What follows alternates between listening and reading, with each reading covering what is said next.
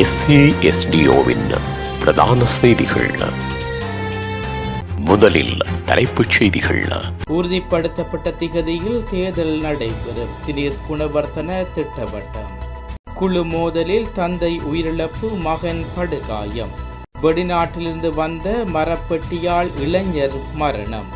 சுமார் 23 கோடி ரூபாய் பெறுமதியான திமிங்கல வாந்தி, மீனவர் கைது. கொழும்பு பதுளை பிரதான வீதியில் கோர விபத்து, 27 பேர் காயம். பாகிஸ்தான் பள்ளத்தாக்கில் கவிழ்ந்த பேருந்து, 28 பேருக்கு நேர்ந்த கதி. தொடர்வன விரிவான செய்திகள். தாயகச் செய்திகள். அரசியலமைப்புக்கு அமைவாகவும் தேர்தல் ஆணைக்குழுவினால் குறிப்பிடப்பட்ட திகதியிலும் அதிபர் தேர்தல் நடைபெறும் என தெரிவிக்கப்பட்டுள்ளது. குறித்த தகவலை பிரதமர் தினேஷ் குணவர்த்தன உறுதிப்படுத்தியுள்ளார். மேற்படி விடயத்தை அதிபர் தேர்தல் தொடர்பில் கருத்து தெரிவிக்கும் போதே அவர் தெரிவித்துள்ளார். ஐக்கிய தேசிய கட்சியின் பொதுச் செயலாளர் முன்வைத்த கருத்தால் இலங்கை அரசியல் கட்சிகளிடையே பெரும் குழப்ப நிலை ஏற்பட்டிருந்தது. இதன் அடிப்படையில் இது தொடர்பில் விளக்கம் அளிக்கும் போதே அமைச்சர் இதனை தெரிவித்திருந்தமை குறிப்பிடத்தக்கது.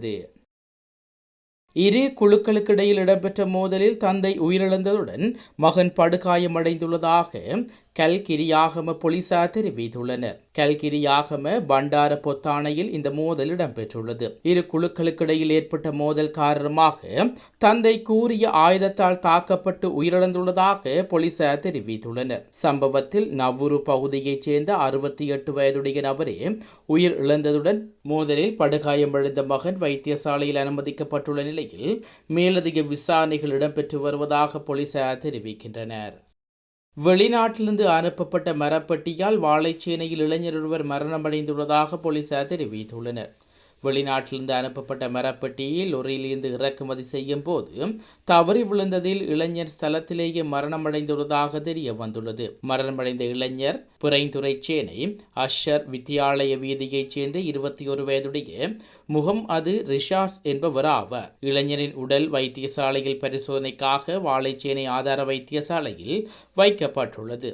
மேலதிக விசாரணைகளை வாழைச்சேனை போலீசார் மேற்கொண்டு வருகின்றனர். கட்பட்டி கந்தக்குழி பிரதேசத்தில் சுமார் 23 கோடி ரூபாய் பெறுமதியான 23 கிலோ நிறையுடைய திமிங்கல வாந்தியுடன் 2 மீனவர்கள் கைது செய்யப்பட்டுள்ளார்கள். கடற்படையினரின் புலனாய்வு பிரிவிற்கு கிடைத்த தகவலின் அடிப்படையில் மீனவர்கள் கைது செய்யப்பட்டுள்ளார்கள். கைதான மீனவர்கள் கந்தக்குழி பிரதேசத்தைச் சேர்ந்த 40 வயதுடையர் என போலீசார் தெரிவித்துள்ளார்கள். கடலில் மிதந்த திமிங்கல வாந்தியை மீனவர்கள் ரகசியமான முறையில் எடுத்துச் சென்றமை விசாரணையில் தெரிய வந்துள்ளது. அத்துடன் மீனவர்களிடம் இந்த திமிங்கல வாந்தியை போலீசார் கைப்பற்றியதுடன் மேலதிக விசாரணைகள் மேற்கொள்ளப்பட்டு வருகிறது. கொழும்பு பதுளை பிரதான வீதியில் பெல் மடில்ல நகருக்கு அருகில் தனியார் பஸ் ஒன்றும் முச்சக்கர வண்டியொன்றும் நேருக்கு நேர் மோதி விபத்து ஏற்பட்டுள்ளது. இதில் 27 பேர் காயமடைந்து வைத்தியசாலையில் அனுமதிக்கப்பட்டுள்ளதாகவும் 20 பேர் ஹொகாவத்தை ஆதார வைத்தியசாலையிலும் 7 பேர் இரத்தினபுரி போதனா வைத்தியசாலையிலும் அனுமதிக்கப்பட்டுள்ளதாக போலீசார் தெரிவித்துள்ளனர். உலகச் செய்திகள்.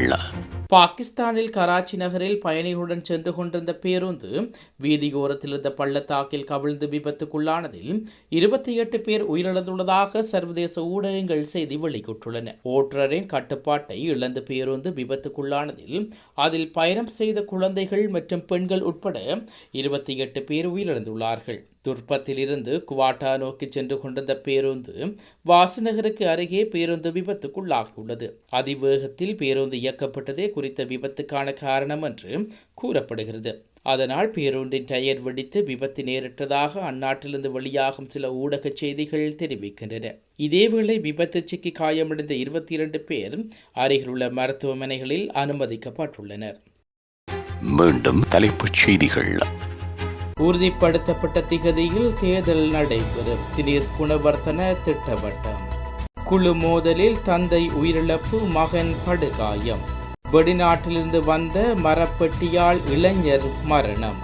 சுமார் 23 கோடி ரூபாய் பெறுமதியான திமிங்கல வாந்தி, மீனவர் கைது. கொழும்பு பதுளை பிரதான வீதியில் கோர விபத்து, 27 பேர் காயம். பாகிஸ்தான் பள்ளத்தாக்கில் கவிழ்ந்த பேருந்து, 28 பேருக்கு நேர்ந்த கதி.